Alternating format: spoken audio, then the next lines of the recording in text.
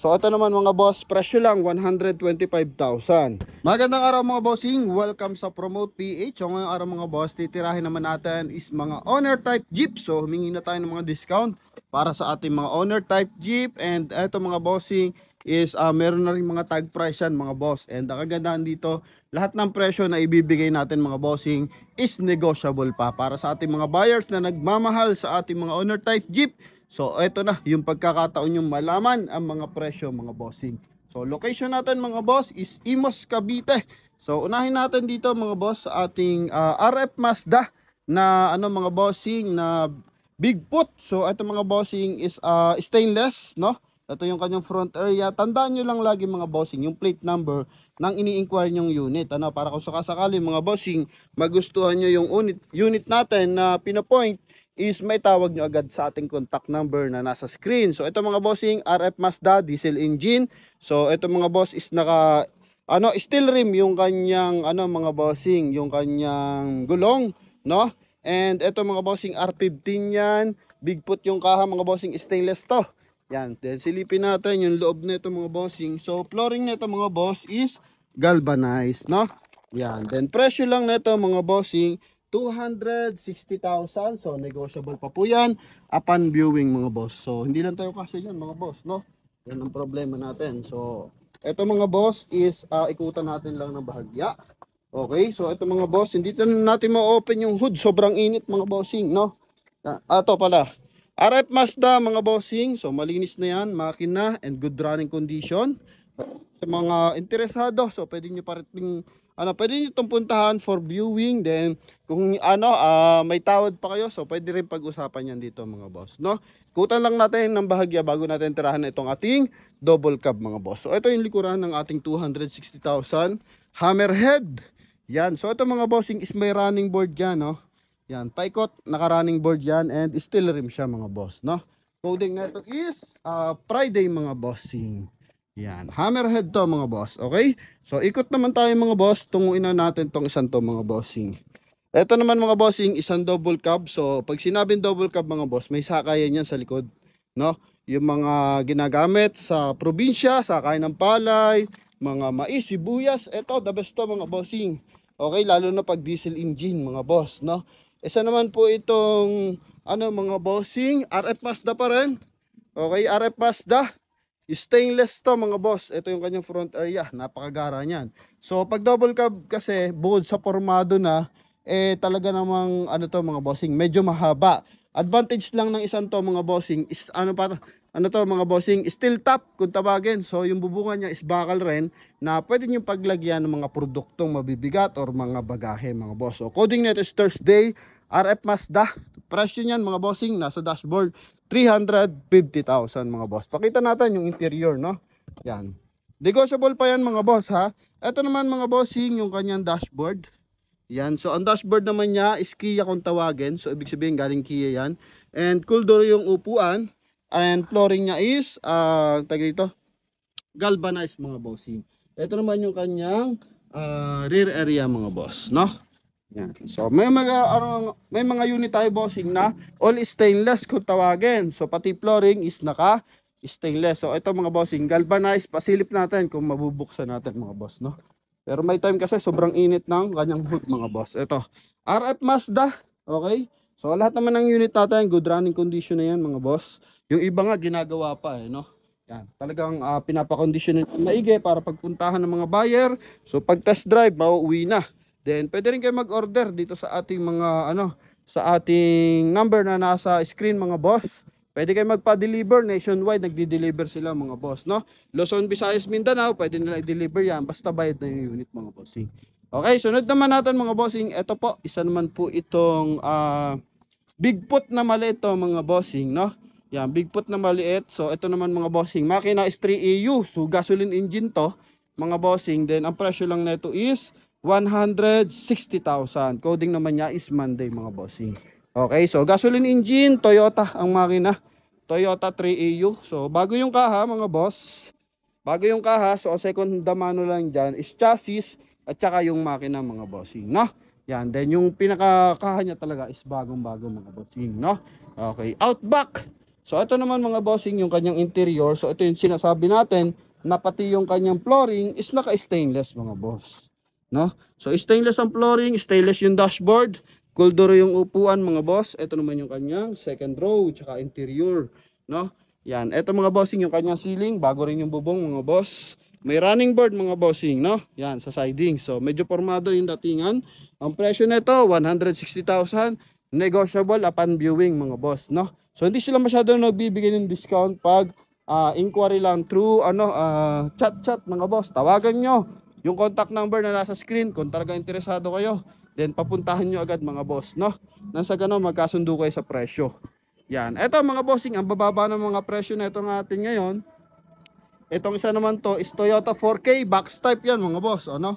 Formado yan mga bossing. Makikita nyo kulay pula. Formado yung ating unit. 4K ang makina mga bossing. So ito naman mga boss, presyo lang 125,000, no? So pag ganyan kabababa, may discount pa rin naman yan. So hindi na lang siya ganun kalalaki mga boss. And talaga namang ano na lang to mga bossing. Napakagara ng unit na yan. So coding yan is Monday. So hindi ka natalo dyan sa 125,000. Meron ka ng 4 wheels na owner mga bossing. And nakagandahan, box type pa to. So pag box type kasi formado na yan mga boss. Ito naman yung loob, leather seat yung upuan. Ito naman yung kanyang second row tsaka mga bubong mga bossing, no? Pakita din natin yung likod. Yan. Ito naman yung likod niyan mga boss. Yan, okay? So presyo lang nito mga bossing 125,000 mga boss. So yung wala mga tag price, di muna natin babanggitin yan. Baka magkamali kasi tayo ng presyo mga bossing.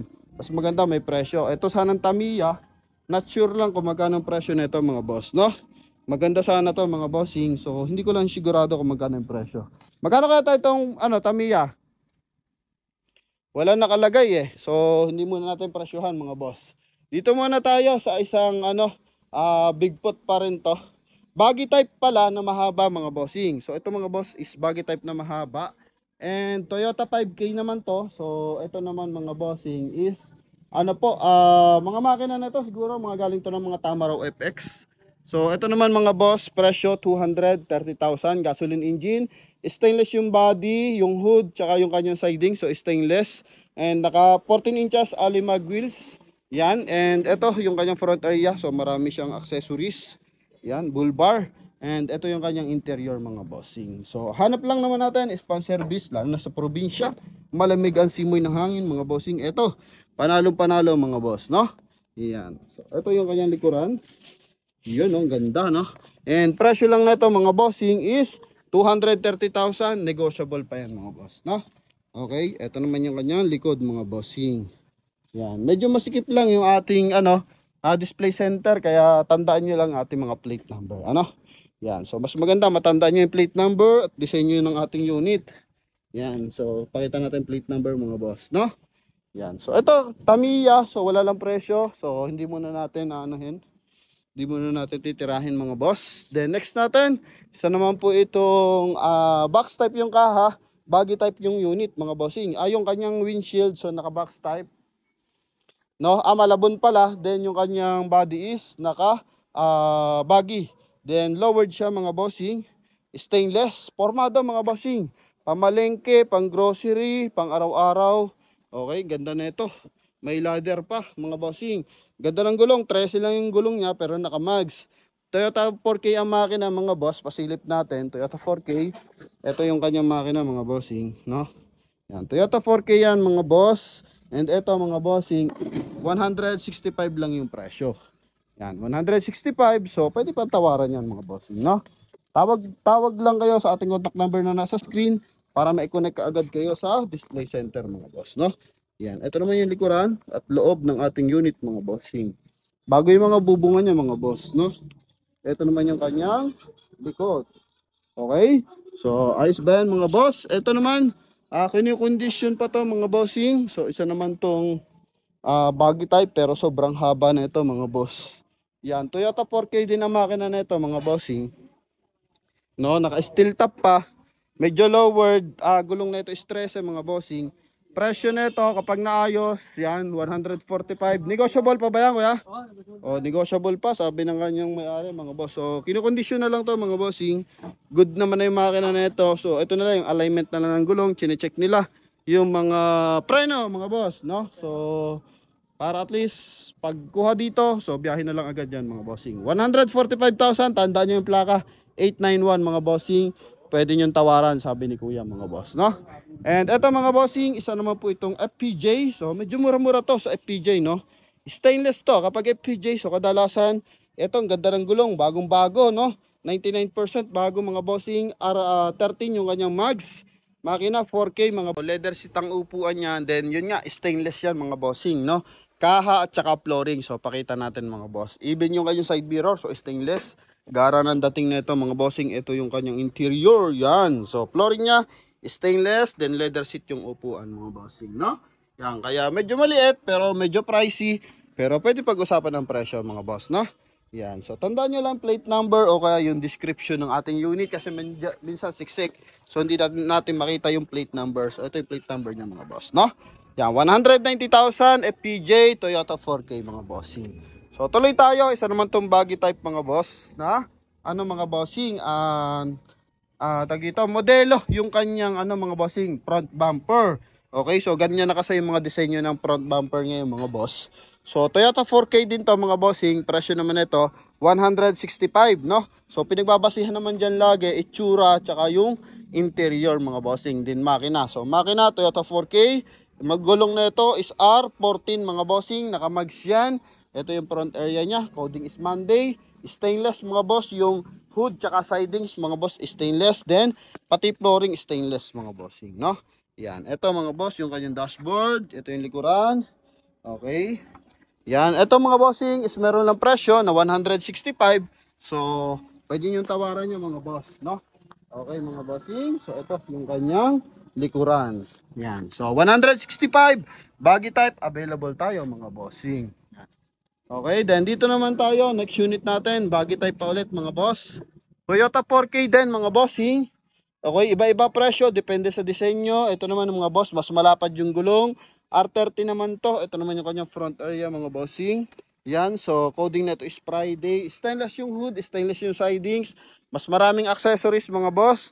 Then Toyota 4K makina, asking price niya 230,000 mga bossing. Yan, so naghahanap ng Toyota 4K, ito. Naghahanap ng owner, ito. Malagasang lang mga boss. Ito yung kanyang flooring mga boss. So galvanized. And ito yung kanyang upuan mga bossing, and likuran and ceiling mga bossing, no? Bago lahat ng mga bubungan niya mga boss, no? Okay, so ito mga bossing yung kanyang likuran, no? Yan. So depende sa forma at mapipili yung unit kung magkano ang presyuhan natin mga bossing, no? Okay, tuloy-tuloy tayo mga bossing. Ito naman isa po itong Bigfoot na merong running board mga boss. R50 naman yung mags nito. And makina naman nito mga bossing R2. Yan, so ginagamit to sa mga pick-up na Mazda dati, no? Sa mga pick-up na Mazda dati mga bossing, okay? And ito yung kanyang headlight, so kwadrado yung headlight. Diesel engine to mga bossing, asking price niya 260,000. Napakaraming sticker mga boss. Ito, tanggalan natin yung ano mga bossing, yung kanyang 0.5 para makita natin mga boss. Yan, so dami sticker. Ito naman yung kabuuan yan mga bossing, no? Yan, 260,000, negotiable ng bahagya mga boss. Ito naman yung kanyang interior mga bossing. Ito yung kanyang dashboard. So dashboard niyan, Kia. Ito naman yung kanyang leather seat mga boss. And ito yung likod. Yan mga bossing. So lahat na ito mga bossing, may sound setup. Maliban dito sa FPJ, no? Yan, maliban sa FPJ mga bossing. Pero the rest niyan, meron talagang mga setup mga bossing, no? Ito yung likuran. So meron pa siyang top load mga bossing. Medyo nakalabas pa yung gulong niya mga bossing, no? Yan, tuloy-tuloy tayo. So dito naman tayo mga bossing sa kabilang side. Yan, so available tayo din dito. Yan, sa mga gusto magka-owner, eto na, yung mga pinapangarap nyong owner mga bossing. Hinihirita na natin ng mga mabababang presyo. Eto, box type na baggy type yung kaha mga boss. Ibig sabihin maikli.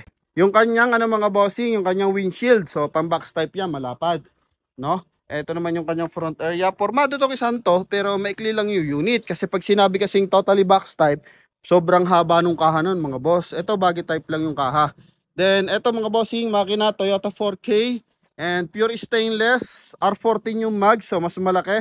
And ito maraming accessories mga bossing. Sa kanyang headlight, naka-projector. Then meron pa siyang backup na ano mga bossing, LED. Then bush din yung kanyang ano mga bossing, busina.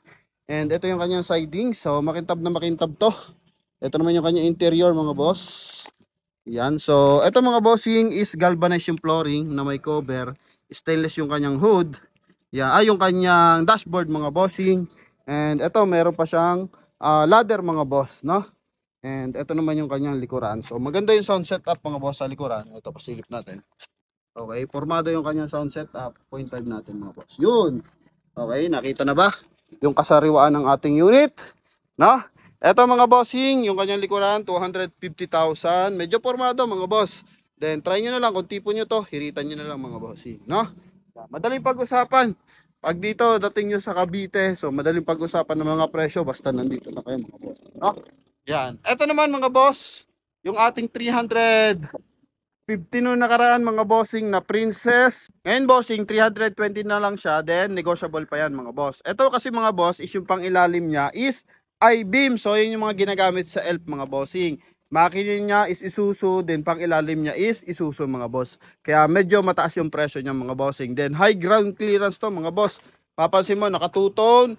Ito mga bossing naka 6 stud, no? Naka 6 stud yung kanyang gulong mga bossing. Yan. And ito naman mga bossing, sobrang lakas talaga ng power. Pure stainless to mga bossing, no? Coding niya is Tuesday mga boss. Pakita natin yung kanyang interior. Isuzu C240 320,000 mga bossing, no?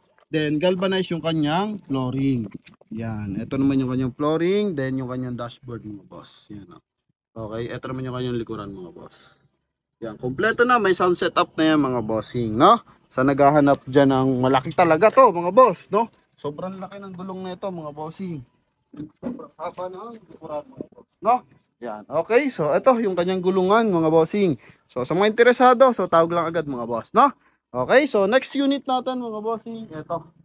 So hapon na natin tong box type na to mga bossing. Toyota 5K. Yan, ito yung ano, legit na box type mga boss. Sobrang haba ng kaha niyan mga bossing. Then ito mga boss is sobrang baba ng ground clearance. Di naman kababaan tulad ng mga Tamiya. Pero mababa pa rin siya mga boss. Yan, mahaba yan mga bossing. Okay, adjust tayo para kasya sa camera. Yan mga boss. Ito naman mga bossing, Toyota 5K. Then price naman ito 250,000. Ito naman mga boss, makikita mo, pure stainless yan. Then stainless ang hood, stainless ang body. Then naka R14 yung mags nito. R13 pala na formado, malapad. And ito yung kanyang interior mga boss, no?